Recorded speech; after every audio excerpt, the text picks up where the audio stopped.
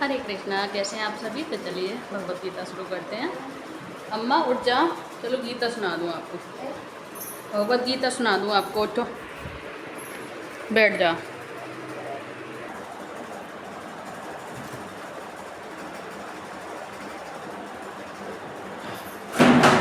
बैठ जाओ अम्मा, कहाँ जा रहे हो?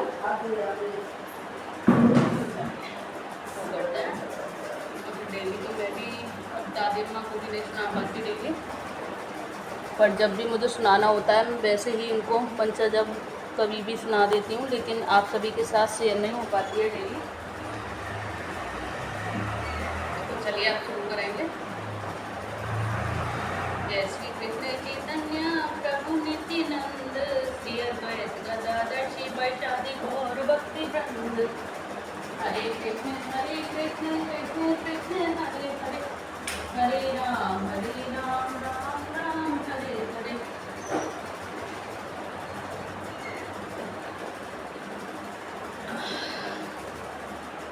चलिए शुरू करते हैं।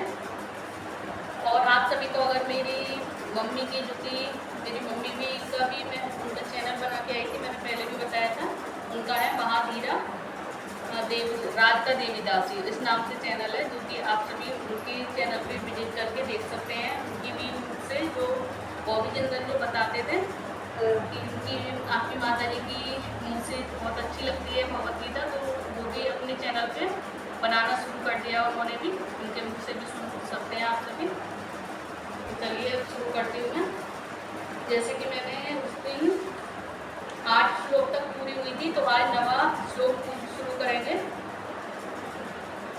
तो 9वां श्लोक है दूसरे अध्याय का। एवं उक्त्वा ऋषिकेशं गुणाकेश परन्तप नायोत्स्य इति गोविन्दमुक्त्वा तूष्णीं बभूवुः। जिसका अर्थ है कि संजय ने कहा है कि इस प्रकार कहने के बाद शत्रुओं का दमन करने वाला अर्जुन कृष्ण से बोला कि हे गोविंद, मैं युद्ध नहीं करूंगा, और चुप हो गया। इसका तात्पर्य है कि धृतराष्ट्र को यह जानकर परम प्रसन्नता हुई होगी कि अर्जुन युद्ध न करके युद्ध भूमि छोड़कर भिक्षाटन करने जा रहा है, किंतु संजय ने उसे पुनः यह कहकर निराश कर दिया कि अर्जुन अपने शत्रुओं को मारने में सक्षम है। परंतपः यानी कि यद्यपि कुछ समय के लिए अर्जुन अपने पारिवारिक स्नेह के प्रति मिथ्या शोक से अभिभूत था, किंतु उसने शिष्य रूप में अपने गुरु श्री कृष्ण की शरण ग्रहण कर ली। इससे सूचित होता है कि शीघ्र ही वह इस शोक से निवृत्त हो जाएगा और आत्म साक्षात्कार या कृष्ण भावनामृत के पूर्ण ज्ञान से प्रकाशित होकर वह पुनः युद्ध करेगा। एक तरह धृतराष्ट्र का हर्ष भंग हो जाएगा। अब 10वां श्लोक।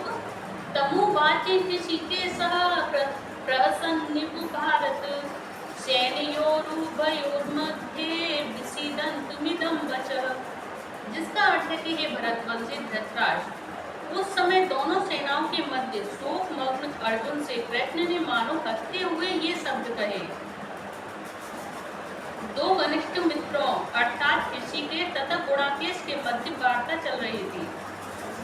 मित्र के रूप में दोनों का पद समान था, किंतु इसमें से एक स्वेच्छा से दूसरे का शिष्य बन गया।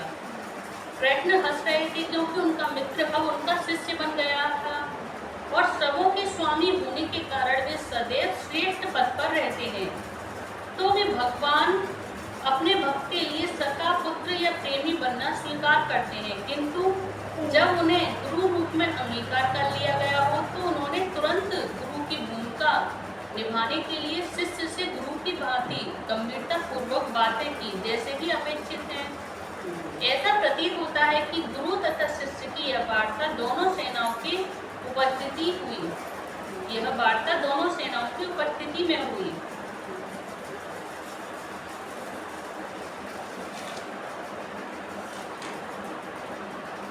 जिससे सारे लोग लाभान्वित हुए। अतः भगवत गीता का सम्मान किसी एक व्यक्ति, समाज या जाति के लिए नहीं, अपितु सभी के लिए है, और उसे सुनने के लिए शत्रु या मित्र समान रूप से अधिकारी है। यानी भगवत गीता का ये नहीं है कि इसको ही सुनाए उसको सुनाए। भगवत गीता सभी लोग सुन सकते हैं, जो उनके मन में, जिनके मन में होती है सुनने के लिए कि हाँ हम सुने, हमें जरूरी है सुनना, तो वो सब सुन सकते हैं। किसी जाति के लिए नहीं है कि ये जाति के लोग सुने या वो जाति के लोग सुने। जिसके मन में जितनी अच्छी भावना पेट के प्रति, पेट भावना भावित होने के प्रति होगी, वो सभी लोग लाभान्वित हो सकते हैं इससे। अब भगवान कहते हैं कि असोच्यानंद सोचत्वम प्रज्ञावादश्च भाषा भाष्य गता सोन गता नानु सोचंती पंडिता। श्री भगवान ने कहा कि तुम पांडित्यपूर्ण वचन कहते हो, उनके लिए शोक कर रहे हो जो शोक करने योग्य है कि नहीं है। जो विद्वान होते हैं वे ना तो जीवित के लिए न ही मृत के लिए शोक करते हैं। और भगवान ने तत्काल गुरु का पद संभाला और अपने शिष्य को अप्रत्यक्षतः मूर्ख कहकर डांटा। उन्होंने कहा, तुम विद्वान की तरह बातें करते हो, किंतु तुम यह नहीं जानते कि जो विद्वान होता है, अर्थात जो यह जानता है कि शरीर तथा आत्मा क्या है, वह किसी भी अवस्था में शरीर के लिए, चाहे वह जीवित हो या मृत हो, शोक नहीं करता है। अगले अध्याय से यह स्पष्ट हो जाएगा कि ज्ञान का अर्थ पदार्थ तथा आत्मा एवं इन दोनों के नियामक को जानना है। और अर्जुन का तर्क था कि राजनीति या समाज नीति की अपेक्षा धर्म को अधिक महत्व मिलना चाहिए, किंतु उसे यह ज्ञात न था कि पदार्थ, आत्मा तथा परमेश्वर का ज्ञान धार्मिक सूत्रों से भी अधिक महत्वपूर्ण है।